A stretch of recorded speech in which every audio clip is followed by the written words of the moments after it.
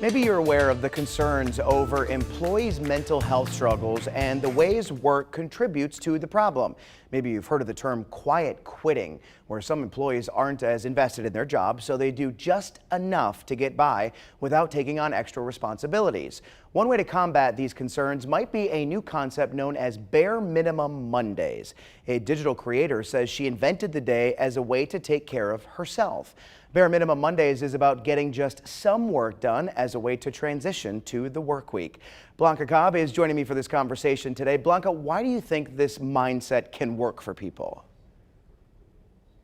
It's a slow transition into work. A lot of times when Sunday night comes around, people get very stressed when they're thinking about the whole work week. So what's happened is that this digital creator, she decided, like, what if I start the work day on Monday, like 2 hours later? And what if I only complete like the top 3 things that I really have to get done? What she found is that she became more productive. And so that's a similar concept for everybody else. Now, it depends on the kind of work that you do. Maybe you adjust that little bit. Maybe you have to start an hour.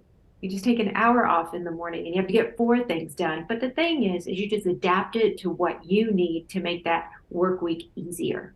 I'm glad that you said it probably all depends on what you do. I mean, in my profession, I can't have a bare minimum Monday. You know, I've got to be 100% every day. So what would be something that you would consider before you take on a bare minimum Monday?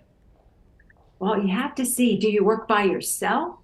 For yourself? Do you work in a company? What is your boss going to think about this? Are your coworkers going to think that they have to pick up the slack for you? Again, it depends on the type of work that you do. What is it that you absolutely have to get done? Those are the kinds of things that you have to decide before you actually do this bare minimum Monday to see if it works for you. I mean, it sounds like a great idea, but why should you be careful of only doing a minimum amount of work on a Monday? You still have to be disciplined, which means if, let's say, you decide I'm going to get these 3 things done and you don't get those 3 things done, what's going to happen to your Tuesday?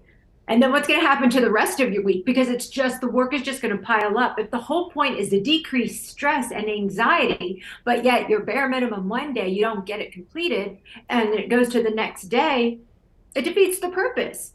So that's why you have to be very disciplined and figure out what needs to absolutely get done, and to realize this is not a way to slack off. It's really a way to stay motivated, get motivated, and energized in order to complete a Monday.